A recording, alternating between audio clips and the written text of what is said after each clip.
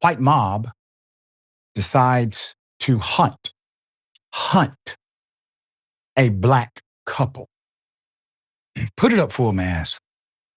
When you see this, it will make your blood boil. There are details that will disturb you even more. A black couple was hunted by armed racists before crashing violently. July 20th, Amylah Majors and her wife, Jamaria Gaskins, were driving in a rural area when they struck debris in the road and needed to pull over. It ended with a racially charged attack that left one of the women hospitalized with life-threatening injuries, and you see it there. Before they could even get out of their car, a man emerged from a nearby home, gave them a thumbs up gesture. They assumed he was coming to help. Instead, Major said he and two other white individuals, one of them a woman, began shouting racial slurs and threats. Quote, they called us N-words, told us we didn't belong there. And one of them even exposed himself while screaming hate and slurs at us. Majors wrote on a GoFundMe page launched by Gaskins. So go ahead and put them up. We're going to keep their pictures up for a minute. The incident was insane, has led to misdemeanor charges against two local residents, Elizabeth Wolfrey, 32, and then Mr. Mark Goodman, 59. Keep that picture up. Misdemeanor charges for two individuals. Imagine being so hate-filled that the sight of melanated skin triggers you. Imagine living in that kind of hell because you are in the United States of America. You will run into melanated people on a regular basis. But cowards like this typically will only exercise that kind of aggression when they feel protected. And the fact that they only have misdemeanor charges informs me that they are. Wolfrey is charged with pointing and brandishing a firearm. There's a federal statute for this as well. There's a misdemeanor statute in federal. And Goodman faces a charge of indecent exposure. That's according to the Fredericksburg Free Press. So citing the Spotsylvania County Sheriff's Office, a third person seen in the video has not yet been charged with anything. Quote, as we tried to leave, all three of them jumped into vehicles and chased us down the road, she wrote. Quote, one of them rode up beside us in a four-wheeler and aimed a gun directly at my head through the driver's window. That is not menacing. What's menacing? Menacing is pulling your gun out and saying you're going to shoot someone and scaring people because you're waving it around. That's menacing. That's menacing. You aim that gun at the head of an individual, you have crossed the line from menacing to a few other dynamics that could also include, well, attempted assault and more. None of that is even considered. Now, the moments later, the person Majors lost control of the car. So now you're getting into absolute felony territory. Okay. So now these individuals are being chased. That chase, well, that's probably chargeable significantly by itself with no injury at all. But there's a loss of control of the vehicle and the car crashed. She was ejected from the vehicle. She was ejected from the vehicle. Quote, I woke up in the hospital. That means that she was unconscious. I woke up in the hospital with a fractured spine, broken clavicle, collarbone, broke rib, severe concussion, multiple head injuries that required a staple. She wrote, quote, I am beyond grateful to be alive. Gaskins reportedly sustained minor injuries, but both women say they were assaulted, traumatized, and left permanently changed. This was not an accident. This was an attempted act of violence meant to harm and silence us, Majors added.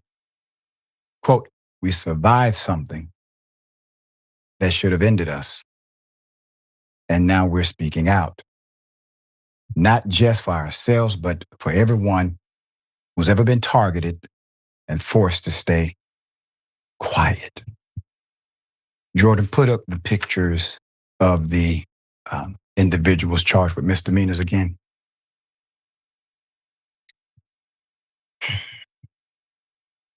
They are charged with misdemeanors, and they damn near committed vehicular homicide. Now, naturally, someone can argue that they did not mean for this to happen. They were just horseplaying, messing around.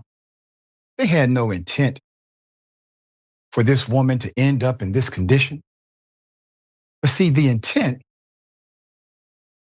doesn't matter when the aggression that is applied could have, and you should have known it could have, led to serious injury or death.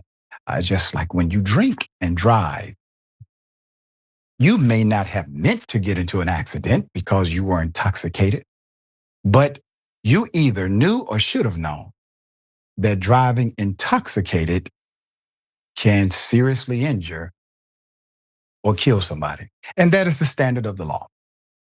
That is the standard of the law. So if you chase someone and you're yelling racial slurs at them and also telling them they don't belong here and pointing a gun at their face, I think that qualifies as you either knew or should have known that possible injury or even death could have taken place, but you're charged with misdemeanor. The county NAACP, they are now involved. And the sheriff's office says additional charges, including hate crime charges, are under review. Under review.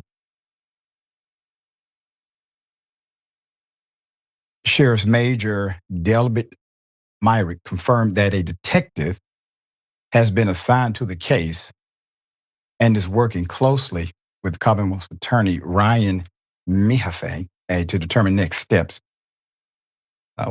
Wolfie was arraigned on Thursday, due back in court, General District Court, November 20th. Goodman's arraignment is scheduled for Monday, with the court appearance set for November 20th. Let me tell you why the fix is in. I'm going to tell you why the fix is in. It's not because they weren't charged up front with the felonies they could have easily been charged with.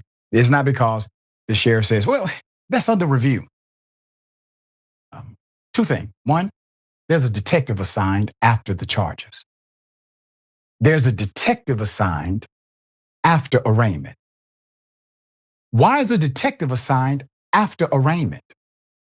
You think the detective is looking for charges against them or ways to exonerate them?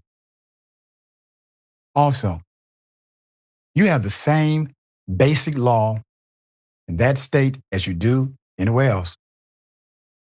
If you are with them committing the same felony act, all of you are charged with the same thing. They decided to parse the charges. One is charged with indecent exposure, nothing else. That's going to get dropped on face value. The fix is in. The delay in the public release of information about the attack sparked criticism online, especially after the sheriff's office posted about the incident 11 days after it occurred. This is a rural area. Stuff like this is not normative. Their police force does not have some insane bureaucracy, but 11 days because they were forced to. Myrick defended the timing, citing safety concerns while Majors was still hospitalized. No, we did it for the little lady. We did it for her. Quote, I didn't want to release it because the moment I release it, the families or the suspects themselves know exactly where the victim is. He said, once we saw the video, we knew they were out. That's why we started releasing the information. That is so good of you to look out for this woman in such a way. But if those individuals pose that kind of threat to people inside of your community under your authority as law enforcement, why did you charge them with misdemeanors and nothing else? If they're that dangerous, sir, that your entire police protocol had to change in order to protect individuals who are in the hospital because you assumed that if you put that information out, the individuals who did this to them may do what, Sheriff? Kill them? Yeah, that's what you're implying. But you charge them with misdemeanors.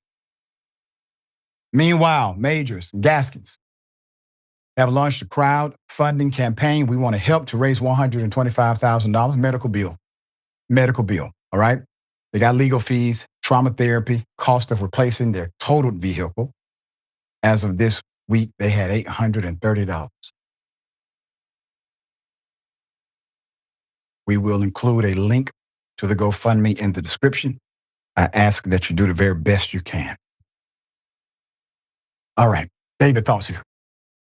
Well, the depravity of our fellow human beings is so astounding sometimes. I was reminded a couple of weeks ago in a story we were doing that we had an expert who came on who talked about people who are racist, bigoted, xenophobic, anti-Semitic, and he pointed out that in any population, anywhere, you're going to look at 1 to 2% of that population is predisposed to being hateful, violent, racist, psychopathic, whatever you want to call it.